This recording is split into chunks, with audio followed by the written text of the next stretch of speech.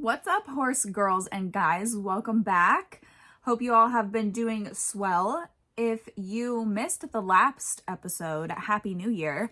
And I did the last episode on my New Year's goals, but not resolutions. So if you're interested in that, be sure to check it out.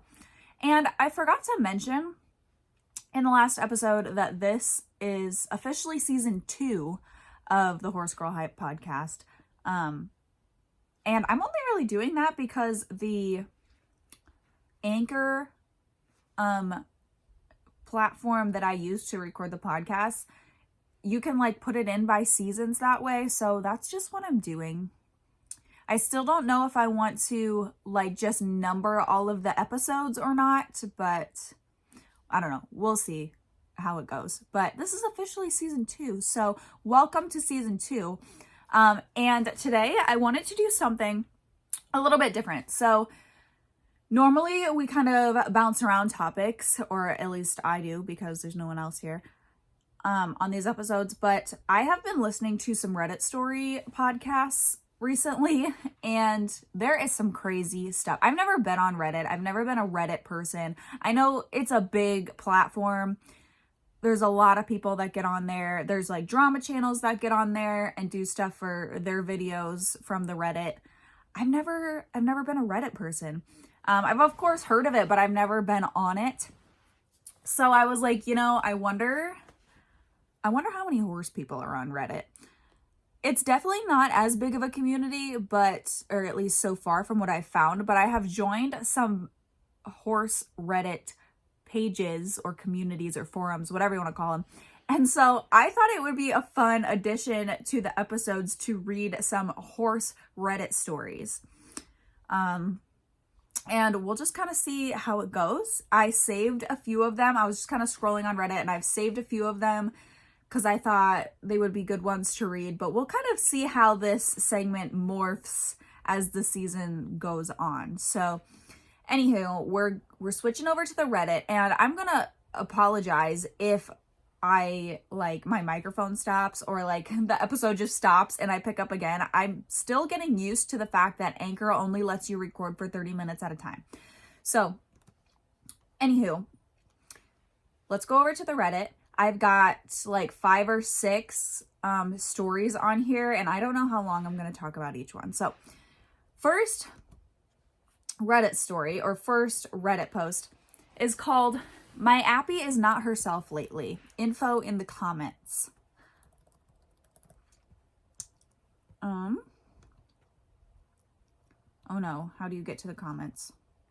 Oh, okay, I got it. I was like clicking the comment thing and there was nothing there. Okay. "My otherwise level-headed and calm mare has been quite nervous lately. We've had some very unusual weather for this time of year, rain and above freezing temperatures. On a particularly windy, rainy day, I noticed she was darting around when it was feed time, grab a bite and dart out of her stall to look around. The stalls open up to a pasture that I usually leave them open so they can come and go. I would bring her back in to finish her feed and she would do the same thing, take a bite and dart out to look around. That went on for a few days. Then I locked her in her stall for the night and I found her shaking, drenched, standing in the freezing rain, and temps dropped. She was fine for a week or so. Yesterday it started all over again, but this time she didn't want to walk through the gate alone to get to the barn. I put my hand under her head and she walked through. As soon as I got her through the gate, she darted off to the barn. She was soaking wet and shivering. I locked her in the stall again for the night. She was darting around the stall, acting nervous, not eating her feed. Sometime during the night, she did eventually eat her feed. But this morning, she was acting nervous again, and I skipped her morning meal. Or she skipped her morning meal, so the horse didn't eat it. I know appies have eye issues. I think this is a progression of the issue. Vet already indicated she had cloudy spots, although the vet who said that was let go from practice after only 6 months, and the normal vet has never indicated an eye issue. This mare is usually so calm. We have done mounted shooting and pistols, not arrows. She doesn't flinch. But something is freaking her out. I'm not sure how to resolve this. These are trail horses who spend several nights to weeks a year camping with us on a high line. They don't get stalled every night. They normally are happier outside. Okay, so that was posted 5 days ago. So pretty recent. Trying to see if there's any updates. Looks like 4 days ago, the OP posted, "Oh yeah, I'm hip to the critter invasion. Had a groundhog try to move in a few times. I'll save the details. Sometimes we get birds. But she actually was darting out of the stall at the road or adjacent to a vacant, undeveloped property. I mentioned this in another response. The gravel road is horrible at this point. Some cars trying to go fast and bottoming out. Some are creeping so slow and splashing through the potholes. It's not normal for this road, so I don't know." Some people have been suggesting ulcers in the comments, and the OP asked, wouldn't ulcers be a result of being nervous and not cause the nervousness? So, my opinion, honestly, this horse does seem like, if this isn't normal behavior for the horse, which I wouldn't think that this would be normal, and that she hasn't recently moved this horse, some horses do a lot better being moved from different facilities than others do. Some of them take days and weeks to settle in, but it doesn't indicate that she has moved this horse recently. This has just been a new thing that the horse has started to do. So I would definitely result it to being some sort of health issue, whether it is the cloudy spots in her eyes. And if the vet has indicated that she has cloudy spots in her eyes, I would definitely look into that more, even if said vet was let go. I don't think just because the vet was let go after 6 months doesn't necessarily mean that she was wrong. If the horse is having eye issues, Appies are definitely prone to glaucoma and uveitis, I believe. I have known several Appaloosas or Appaloosa crosses that have lost their eyes or have been blind. So I would definitely be looking into that. Ask the normal vet, even if she's never indicated an eye issue, if they're not really looking into it. I would definitely ask your new normal vet to look at it, shine a light in there, do some tests, whatever they need to do to see if there is any possible eye problem. Because that can be a big issue, and if this horse is just recently lost vision in her eye, could be why she is so alert and so uneasy. But because if it's a gradual thing, they can adjust better. But if it's a very sudden like loss of sight, then that could be what's freaking her out. As far as the ulcer problem, personally, I think, I've had horses with ulcers before. Ulcers can be stress induced. So if she was already stressed, if she's losing vision, or if, she's been taken out of her routine, if maybe she has a friend that recently left her barn, or, her herd has changed, she is feeling some sort of level of stress, which can cause the ulcers.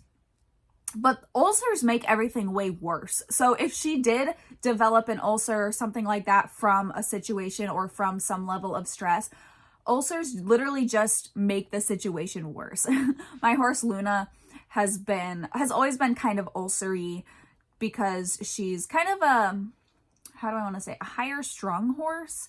She's a saddlebred. She's higher strung. She just is so much more alert with everything, which would give herself ulcers because she was so stressed about everything all the time, which would then add to the situation. Spookiness, uneasiness, ulcers pretty much just make everything worse, in my experience. I could be wrong. I'm not a vet. I'm not a nutritionist. I'm nothing like that. But in my experience, they just suck. The predators, people are suggesting that maybe there's predators in the area spooking her, but honestly, I don't really believe that. And maybe I'm naive, but I live in the middle of a forest. My whole property that I live on right now is like 30 acres of trees and forest, and we live in the middle of it. We have all kinds of predators out here, or not necessarily predators, but wildlife. We have coyotes. Once in a while you can hear them. We have deer, we have coons, possum, we have all kinds of stuff. My horses have never batted an eye at it. Maybe bobcats. Like, I've never experienced bobcats. We don't really have them here. But, you know, if your horse is being stalked by a bobcat, that could be the only thing that I would think a horse would be acting like this from. The OP said, we're in southern Michigan. The biggest animals we get are deer, coyotes, and turkeys. The coyotes are the size of a dog. They don't mess with the horses. I have security cameras around the barn facing outside to the pastures and didn't see anything on them. So that's a good sign, at least. Has anything changed at the barn? Any horses joined or left the pasture? I've heard of uterine issues causing sharp pain in mares personally. Also brain tumors. Definitely not saying that's going on, but especially if you can identify a change in her environment, that might be the cause. It's just, the OP responds, it's just her and a gelding. The mare hasn't changed when she's in heat. She urinates frequently, but she is currently in heat. Perhaps that, along with the rain and wind, is making her like this. I'm thinking the number of days between these events is 10. So that's very interesting. Heat really can affect mares in so many different ways, and I actually think it's quite amazing. I guess they're more like us humans than we think, but I have known some people who literally can't even do anything with their horses when their mares are in heat because they are so moody, they're spooky, they're temperamental, they're just awful. I've never had a mare like that. All of my mares have been, I mean, I don't even know when they're in heat, seriously. Like Luna, Sugar, and BB, I have no idea when they're in heat. So it absolutely makes no difference to me. But some horses, when they're in heat, are really, really like fire-breathing dragons. And if this is the case, if you're finding this with your horse, I would definitely look into ovarian cysts, some sort of uterine health problem, anything of the sort that you can look into that type of thing. Any reproductive problems, ask your vet, because, you know, like ovarian cysts and stuff like that can be very painful. I've known horses that literally you can't even ride them, not even during their heat cycle, but outside their heat cycle, because they get those ovarian cysts that are extremely painful. And when we sit on them and put pressure on that, hind back, can be extremely painful for them and basically make them unrideable. I do have a friend that started giving all of her mares hormonal shots every year, and it made a world of a difference for one of her mares in particular that did have ovarian cysts. So might be something to look into if your mare is in heat right now, because heat cycles can also change kind of with age, just like with humans. With age, you may not know that your horse is even in heat for the first 5 years of their life. And as they get older, things get worse. So yeah, some interesting input there. It would be really tough. It would be a tough situation if your horse just randomly started acting like this, especially like standing outside shaking in the cold rain because she doesn't want to come in the barn, darting around her stall. Like, that can be really dangerous behaviors, not just for people, but for the horse herself. So hopefully they find, you know, a resolution for this horse so she's not so miserable. Also, I do want to say, if I like stutter or I don't read very well, I'm sorry. I'm not really like an out loud reader, so this is going to be some practice for me. So my apologies if I just don't read very well. I was that kid in class when you had to read aloud, which, you know, they don't do anymore. You don't have to read aloud at school anymore. But back in my day in elementary school, you would get your book. The whole class would read the same book for the year, and you'd go around and everybody would have to read a paragraph, and it was just awful. The peer pressure was on. So anyways, we'll move on to the next post.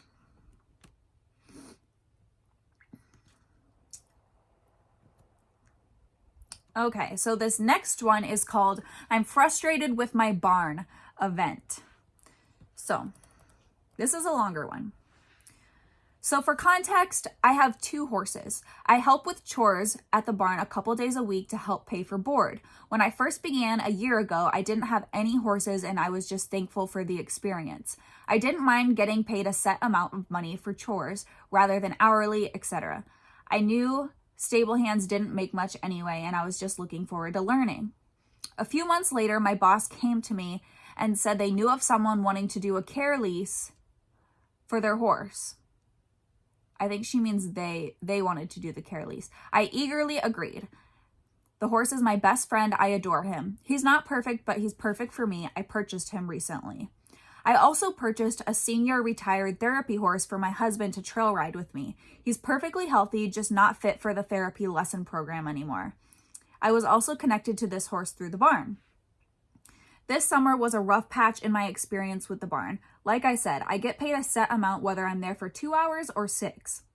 While the owner asked me what I thought about adding some maintenance projects to our chores, I thought she meant repairing fences and stuff, and I thought I could learn some valuable skills from that, so I eagerly agreed. She had her assistant, who's paid hourly, assign the tasks. I found out that they assigned mowing the lawn to me. They have a huge lawn and it would take 3+ hours to mow on top of doing chores. No pay increase was offered. I was strictly because the owners didn't want to. So I refused to mow the lawn. They also assigned weeding their vegetable garden to another person. Summer came and went and things mellowed out. They were going okay, but my boss / now trainer started saying how much she hates geldings and talking down on my horses. They're both geldings. I started feeling discouraged because I really love my boys. And honestly, her mares have almost seriously injured me many times. So I'm more comfortable with geldings. Then every time my boys did something naughty because I never told them no, in quotes.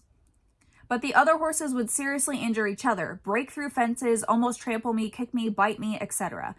And it was just a glitch, or even then laughed about. I offered to pick up a shift because someone opted not to do chores during a snowstorm. I live close by and my boss was saying she had a full day's lessons.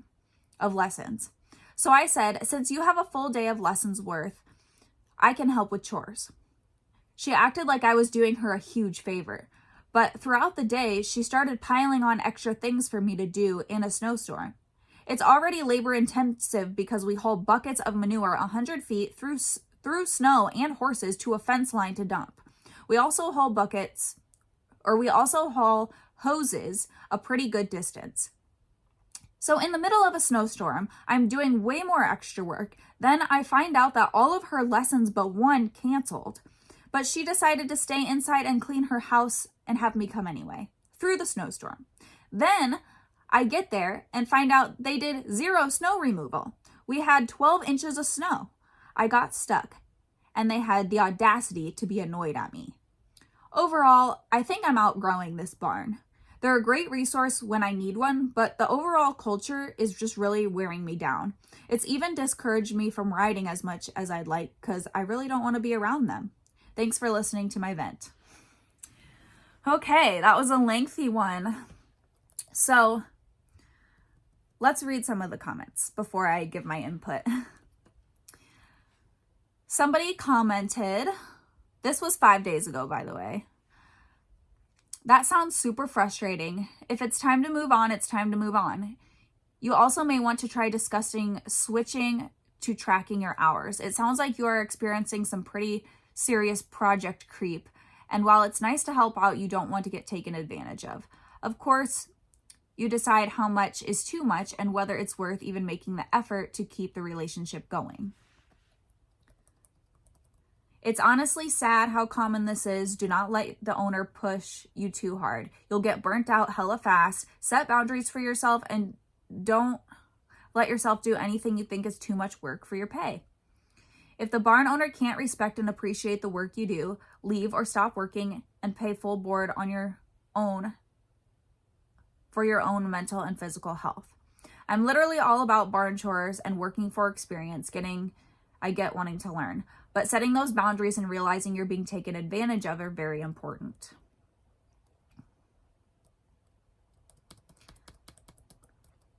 have you ever opted to change your salary to hourly? It sounds like that could take away a lot of your frustrations, and it also sends a signal that you're not just a cheap pushover. If you never speak up, it's also very easy for them to take advantage of you. Okay, so my personal opinion on the matter, I have been at barns that I've had to work for board. I've been at, I think, just 2. One I was at for maybe a year, maybe not quite a year. The other one I was at for about 5 years. So I was there a long time. And this is a tough one because I feel like as a business owner, so this barn owner, you shouldn't, I don't know. It's just, I'm a very personable person, I think, and I just never have the desire to take advantage of anybody. I think what is fair is fair. And I wouldn't ever expect anyone to do more than what we have originally agreed on. Secondly, I don't think she should just do more and more and more and more and expect to never be paid for it. So at the barns that I was at, the first one that I was only at for about a year, I just had a little pony there. So it's not like I had a full-size horse that took up more space and more feed, but it was just a little pony. And the guy was older, the owner, he was an older guy. And so he kind of needed help doing the more labor-intensive things like stacking hay, cleaning stalls, and stuff like that. So I helped him do that type of thing. And, you know, I was there 2 or 3 days a week. So when I was there, I would try to just clean the stalls or bring more hay in and, you know, help out where I saw that it was needed. And he always appreciated it. He never asked me to do extra stuff. And it was kind of just a good relationship that we had. The other facility that I was at, we had a written agreement.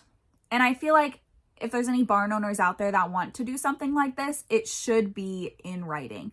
So me and the barn owner agreed that I could do 2 days of chores a week per horse. So if I wanted to have 1 horse there for free, I had to do 2 days worth of chores that week. And that was the same every week. So for a long time, I did Mondays and Fridays. Every Monday and Friday night, I'd drive to the barn, I would do chores, and I got to keep my horse there for free. And it was nice. And I would help out, you know, not necessarily with big things, but, you know, if her horses needed some extra supplement put in their mouth, you know, with the syringe or whatever, while I was in there, I of course would do it. And just like little things like that. Or if I needed to switch some horses around and they asked me, I would of course do it. But being that our agreement was just 2 days a week for free board for your horse, that was all in writing. And that amount of work was what we agreed on for the free board. They couldn't really ask me to do a bunch of extra stuff without paying me because it wasn't part of the agreement. So I totally understand like wanting to help and wanting to keep the relationship in good standings. And a lot of times it's not even that we mind helping more, right? It's just that you kind of get burnt out when you're always being asked for more. So I kind of, at that barn that I was at long term, it seemed as though the longer that I was there, the less welcome I was. And, you know, small things that I did wrong, or maybe I didn't bring enough hay in, or that stall wasn't clean enough, or that bucket should have been dumped. The longer I was there, the more things it seemed like I was doing wrong and the less welcome I seemed. Like it almost just seemed like the barn owners were just getting tired of me because I had been there so long and I was, you know, still doing chores. But I have a friend that currently has her horses there, and the same type of thing is happening with her. She's been there a few years now, and she, I know, has the same frustrations that I did, where she just feels like the barn owners don't like her. They don't talk to her. They're always asking her to do extra stuff. And, you know, complaining if she does anything wrong. So I definitely feel the outgrowing of the barn. Like, I definitely think that that is something that happens where you feel like you've overstayed your welcome. They don't like you anymore. You're just annoying people.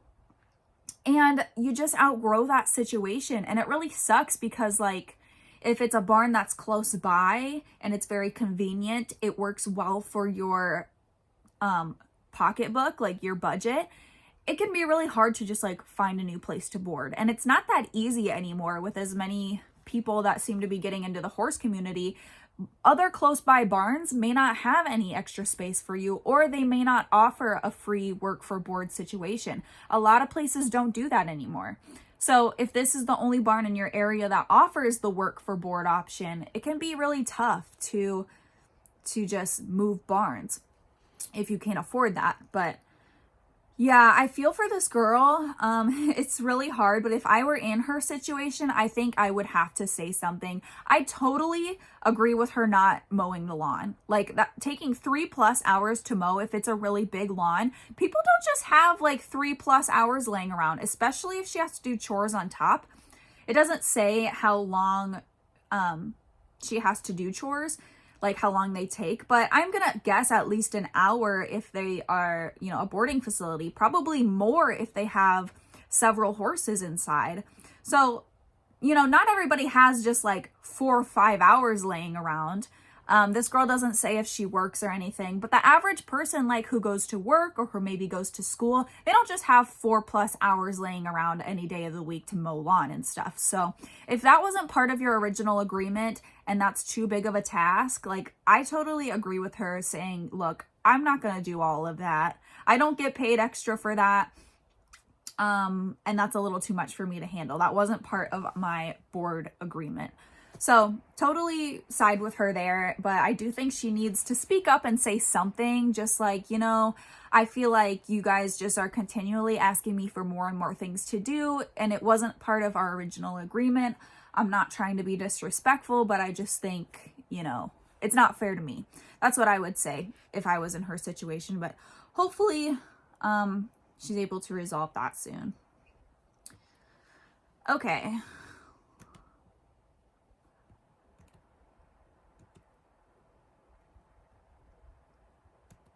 All right, moving on to the next one.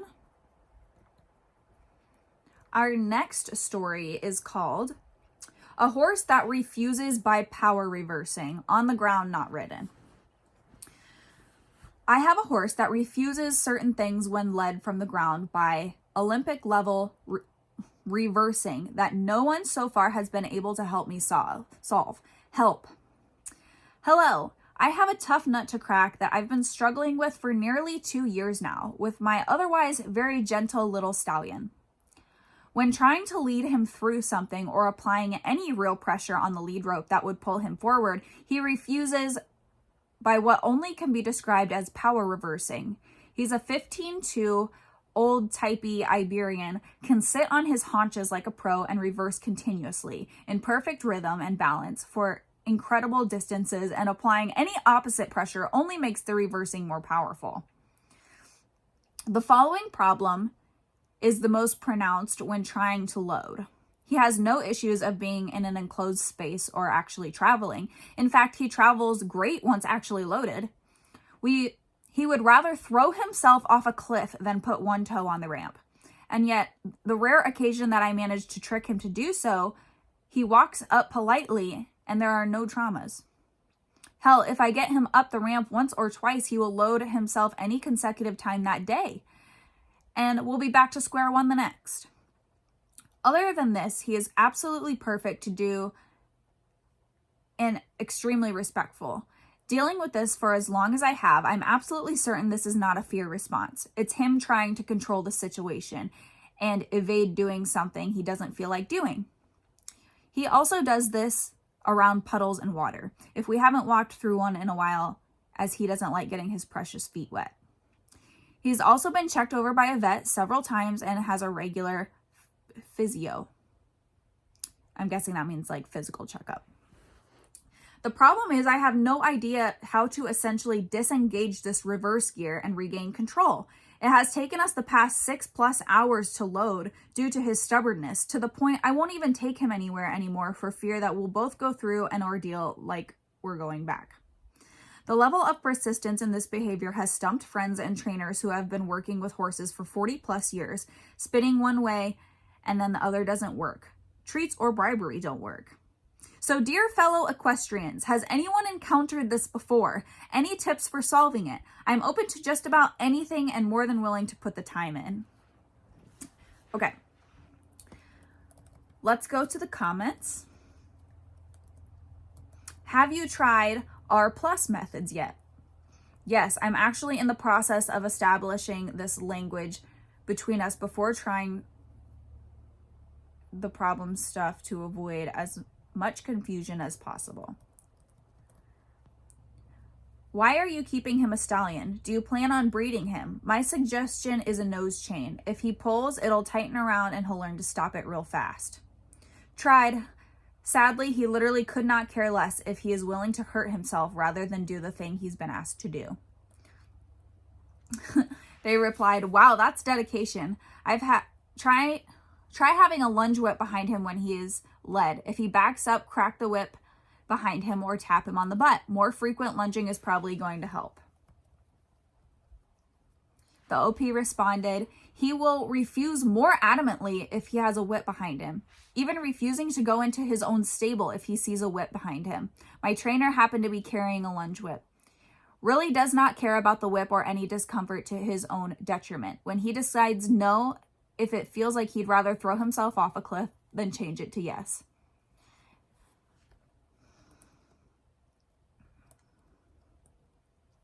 Okay, somebody else commented, I just sold one like this. It was the worst for trailer loading and pressure from behind and would make her absolutely fly backwards. The hard part was just getting her feet on the ramp, and then she'd generally stroll right on. We never really fixed it. We did find the only pressure she could tolerate was a lunge line behind her bum to nudge into moving forward, then bite, grain, rest/head scratch as a reward. Keeping the pressure and energy super low helped. It's like a self-protective behavior/defense mechanism. So getting upset with them just makes it worse. You really have to sort of trick them. I wish I had better answers, to be honest. Agree that working on R+ and totally changing the cueing and system to get in the trailer could work. Maybe teaching him to step on mats/yoga mats in the arena, then work your way up to a mat close to the trailer. So seems like everybody kind of just has suggestions and a lot of recommendations on R+ training. And now I have used R+ training. If you guys watch my channel, you know that I started doing it last year. And while I will say it worked awesome for the horse that I used it for, I don't necessarily think that it's a problem solver for all horses, especially when they've always been taught via pressure and release. So honestly, and she never did answer why she's keeping this horse a stallion, if she's breeding him or not, but I personally don't think I would breed a horse with this temperament just because you're passing this on to other horses just to become more difficult animals. So truthfully, the only thing that I don't think was talked about in the suggestions was working him harder. So I'm not somebody that likes to be physical with my horses if I don't have to. I absolutely will if it's warranted. I will use a whip. I don't use chains generally, but in this situation with him just refusing because he doesn't want to, I may try that as well. And even like the original poster, made clear, she doesn't think this is from any other reason other than he doesn't want to on that day, and the horse knows that she can't make him. So honestly, I think the best solution for this would be put your trailer in a round pen, or back it up to a round pen if you have the option to. Ask him to load, and every time he backs up, I would run him around that round pen for 10 minutes. Every time he refuses, run him for 10 minutes. He will get so tired and exhausted, and maybe then he will decide, okay, I'm just going to give up because I can't run anymore. He'll be so out of breath, so exhausted. Every time he refuses, you make him run. And hopefully, eventually, he will give in and be like, okay, fine, I'll just get on the trailer. Get him on the trailer and take him right back off and be done. Like, once he makes the slightest effort to get on that trailer, get him back off, reward him, let him rest, and just be done for the day. That would be my suggestion. But with this whole backing up thing, I've had some horses that it's almost like they get into that habit. Like, a horse will almost decide what their default flight is.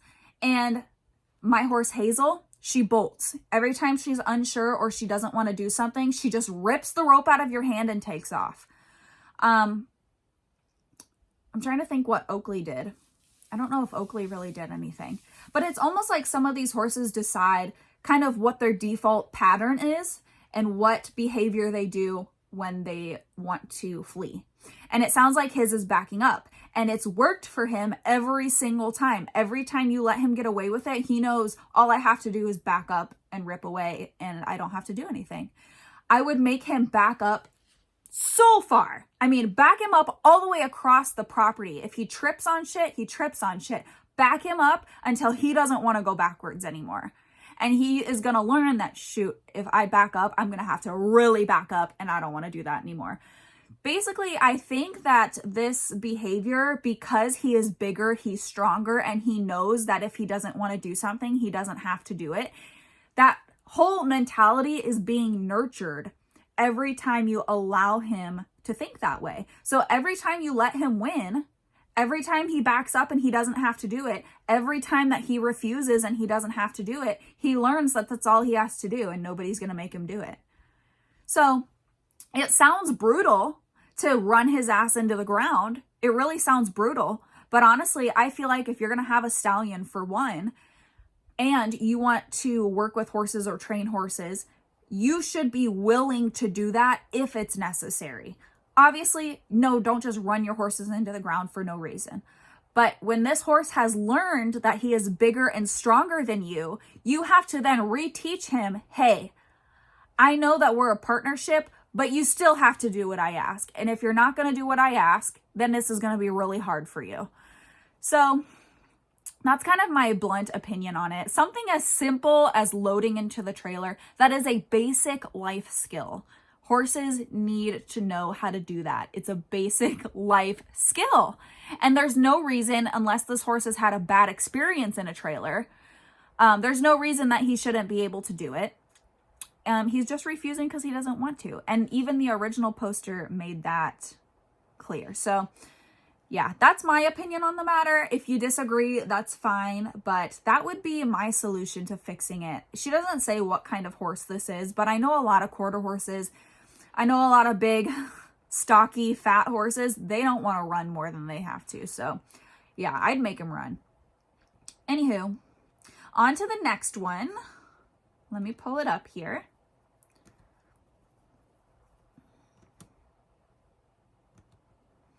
Okay, the next one, is it reasonable to leave a horse barn because it's not fun? Okay, I have only gone to 3 barns long term and only remember 2 since I went to the other when I was really little. The first one I remember was extremely informal. My mom pulled me out of it when she realized how bad it was. But I had no idea because it was kind of the first one I had been to. I had ridden there for about 2 years and I was not progressing. I couldn't canter just because I was not taught. The horses were not trained properly and had a lot of problems. I am not going to a more formal one, but it feels like I am lacking something. Ignoring the other place's bad things, it was far more fun. I was allowed to spend a lot more time there. I could help with the kids' lessons and grooming and turn out and getting another lesson. I could spend extra time with the horses and groom them, etc. I learned a lot more about working with horses than riding them. which is something I do appreciate since I don't get that at the place I'm going to. I was also able to make friends a lot easier. At the place I'm going to, it is going there, having my lesson and leaving. They have a lot of lessons, so a lot of the time the horse goes straight to another lesson. The barn is highly competitive, and I think it's more for the riders who want to become top show jumpers and compete a lot. But that's not what I really want. I only ride for fun, and because I love horses, and the only way I would maybe be able to get something similar to the other place I was at would be to lease a horse, which my parents definitely don't have enough money for. I would like to ask my mom if she'd consider letting me go to a different barn, but I first want to know whether you think it's unreasonable to want to progress even if it's a bit slower, while still being able to have a bit of freedom and for the place to be more chill. Okay, I'm sorry, I'm reading so bad, but it's almost like people don't use punctuation anymore and stuff, so when I read it, I just get confused because it doesn't read very well. Anywho, the point is this girl doesn't, or guy, it doesn't say, doesn't like their barn anymore. It's not fun. And here's the thing, there is a lot of lesson facilities in my area.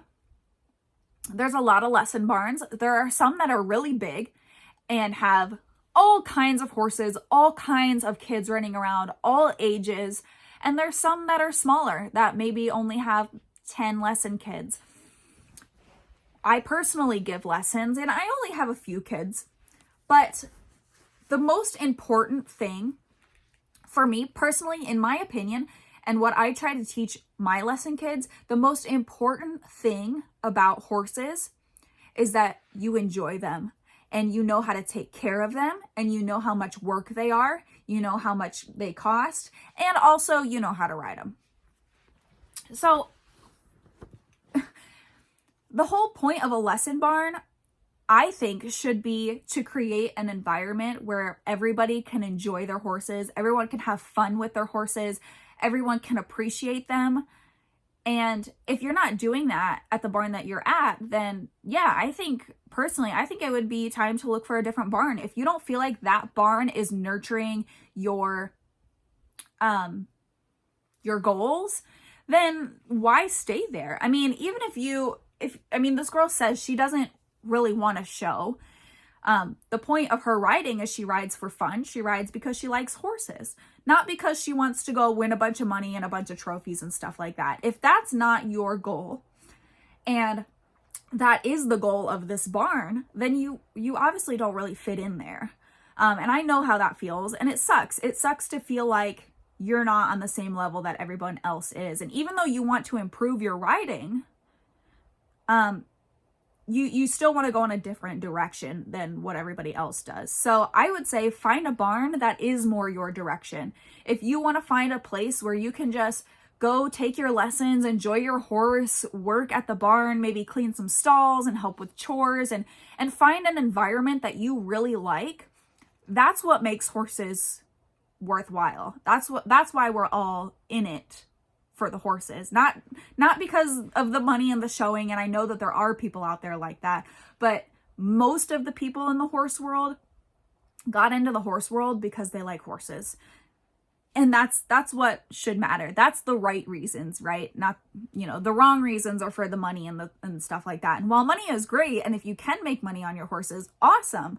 But that's not why it all started, right? So I would tell this girl, definitely ask if you can go back to your old barn. And even if your mom says, no, you weren't progressing there, tell her, maybe I can talk to my instructor. And if you don't feel like you're progressing at a barn, talk to your instructor and say, I feel like I'm ready to progress. I don't feel like I'm really gaining anything from lessons right now. And I think that, moving on or moving up would be beneficial to me because I don't want to find a different barn. I really like this barn. So that's kind of what I would say about it.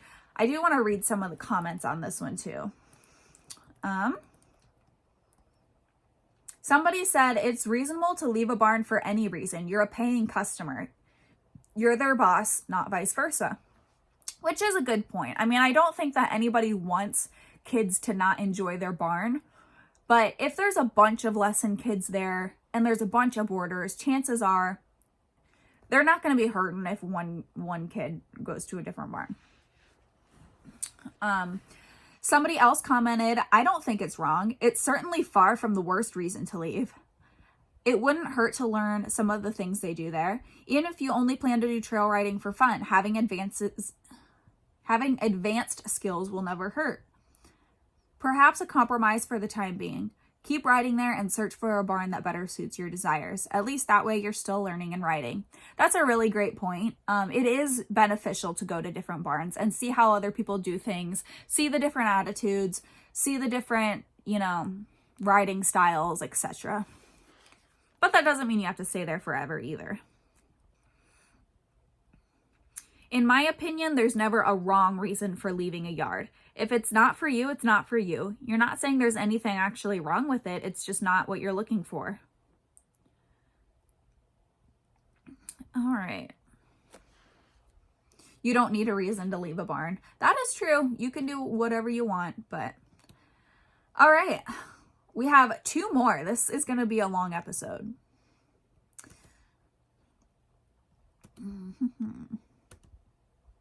Okay, so the next one is a little controversial, and I have talked about this on my YouTube channel before, and this one is called, Am I Too Heavy to Ride?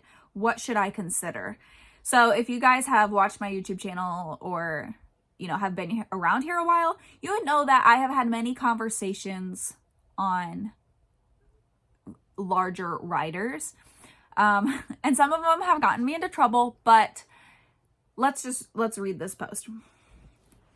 Hi all, I'm over 6 foot. I am trim because of my height.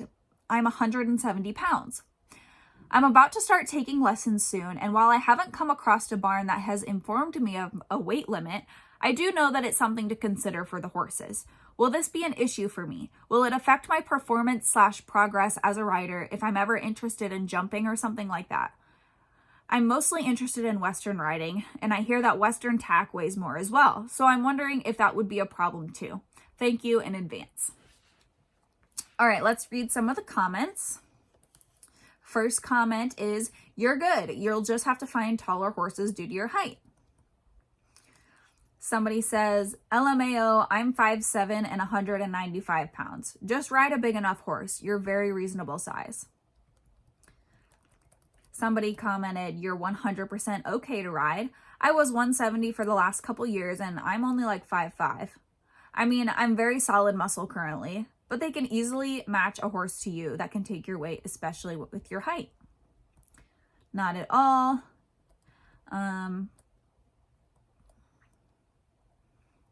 Let's see. How is your balance, or is it too soon? The OP responded, too soon, I think. I've ridden a horse once or twice in a couple years ago, and that trainer complimented me on my natural seat or something of that nature, but I think it's a safe assumption that it's not great yet, LOL. I tack out at 220 pounds, weigh 200 pounds, ride all day. Okay, so actually there's a really good response in the comments, which I was not expecting. I don't see any negative ones. She posted this 3 days ago, I think. Yeah. So this is always a topic that gets some people fired up, and I see a lot of really awful things on this topic on Twitter.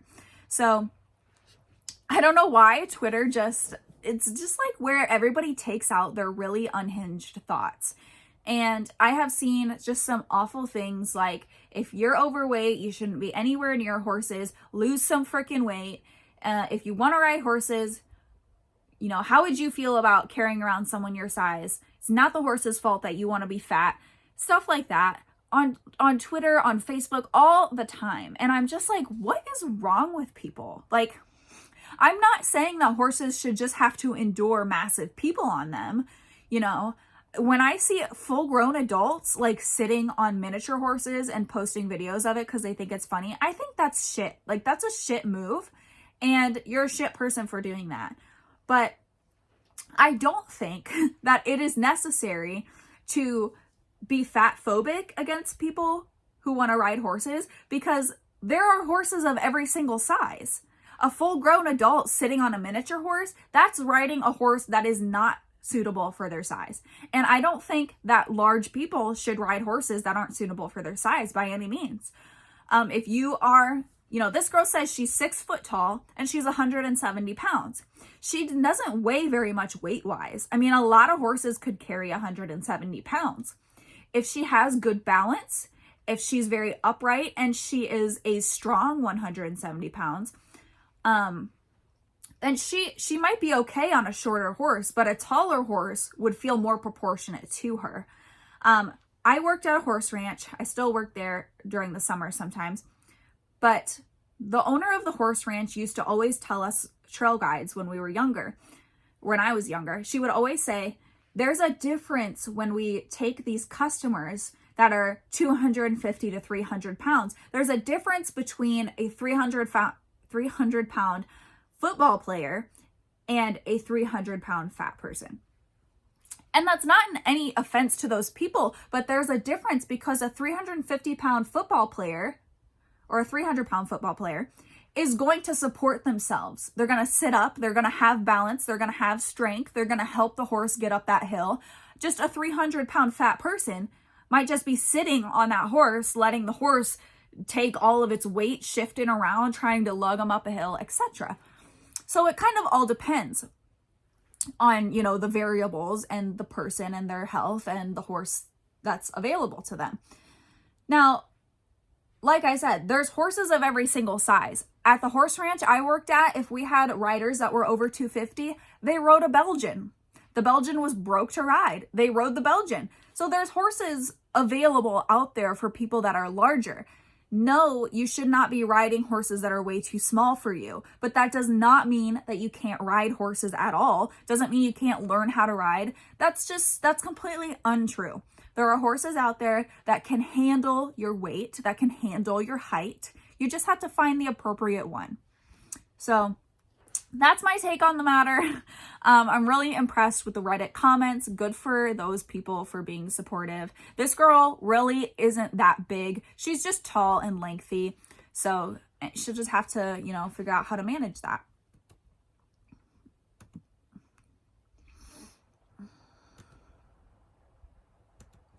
All right. This is our last one. And this one is kind of interesting. It's called, do you think riding horses is unethical? First of all, I don't mean to disrespect anyone who does by making this question. I've loved horses my entire life, and during my teen years, practiced equestrian sports because that was the easiest way for me to be close to horses, since I live in the city. During those years, I witnessed some awful situations regarding abusive riders and didn't feel okay being a part of it all. I started feeling that everything was unfair for the horses, tolerating bits, spurs, whips, and overall carrying a person on their backs just because. What's your opinion about it? Should we enjoy horses by having them around, or do they need to have a purpose? Some of the comments. The first comment, they need to have a purpose. They are way too expensive for 99.98% of people to just have as pets. Felt that.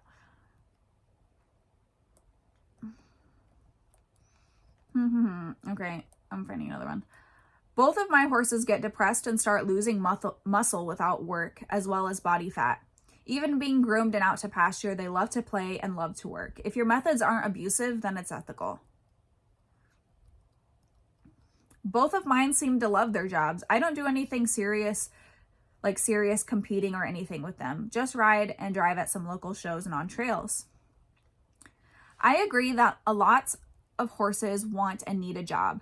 I think it's only an issue if you're forcing a horse into something that it's not able to do or doesn't handle or enjoy. A horse with conformation issues that is given a chronic pain shouldn't be asked to do tough jobs like jumping or reining, for example. Some people just buy horses because it's pretty and then get mad at it for wanting to be outside with other horses and for having its own personality and likes. Not letting your horse be a horse and forcing it to do a job that it doesn't like is damaging and abusive, in my opinion. No more unethical than training a dog to walk on a leash. Whips and spurs, when used correctly, are just another means of communication with a horse. They are not intended to abuse or injure the horse, and when you're dealing with a 1,000-pound plus animal, even on the ground, sometimes tools are needed to ensure that both of you are safe. Of course, there are terrible people everywhere who will abuse animals, but that's not limited to horses. That doesn't mean that the inherent act of riding or handling horses on the ground is automatically abusive. It's about using these tools with smart, careful intent, as well as using tack properly fitted, to ensuring the horse is not being asked to carry more than it comfortably can. Okay, my personal opinion on this. Because this is something that I have encountered in my real life because I am vegan.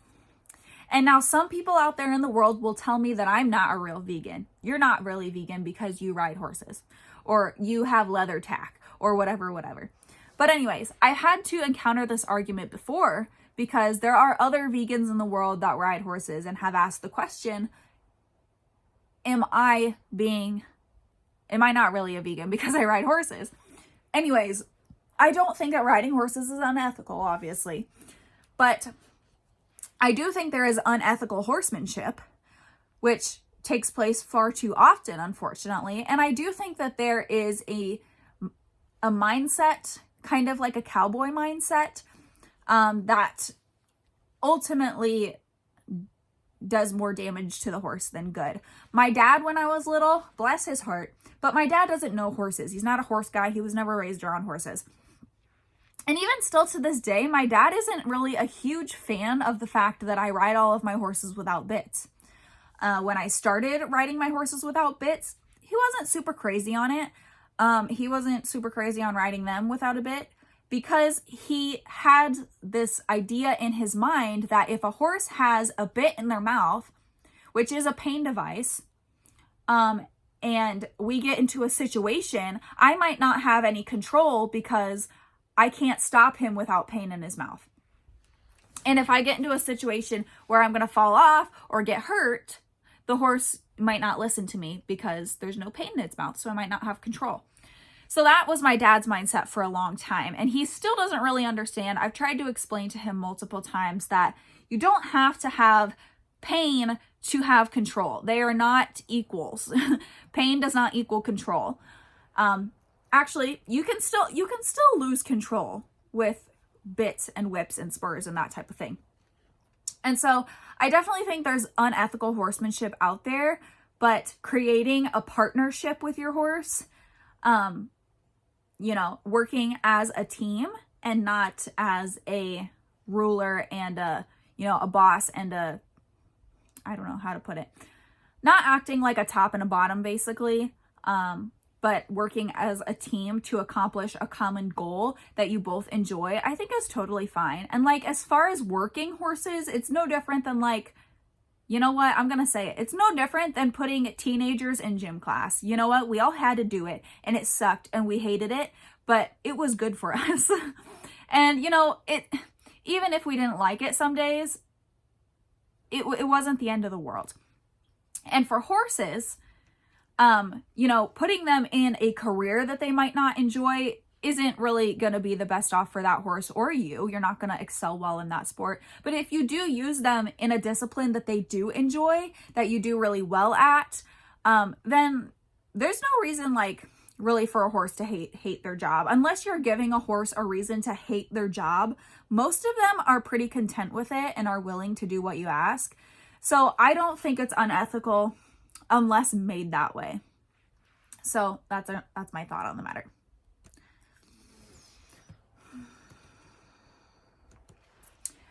All right, guys, that was the last story. This has been the longest episode yet. We are at about an hour long. So I'm going to go ahead and wrap this up. Let me know if you guys enjoyed this episode. I thought it was kind of something different. And if you guys liked it, then I will save some different stories for another episode and we can do this again. Or if you have a story that you would like to submit, let me know. If you're on YouTube, leave it down in the comments. But I think it would be fun to, read your guys' stories, read more Reddit stories, and kind of help each other out, give input on different things. But yeah, let me know what you guys think. I'm gonna go ahead and jump off here now. So I hope you enjoyed listening, and I will see you in the next episode. Bye.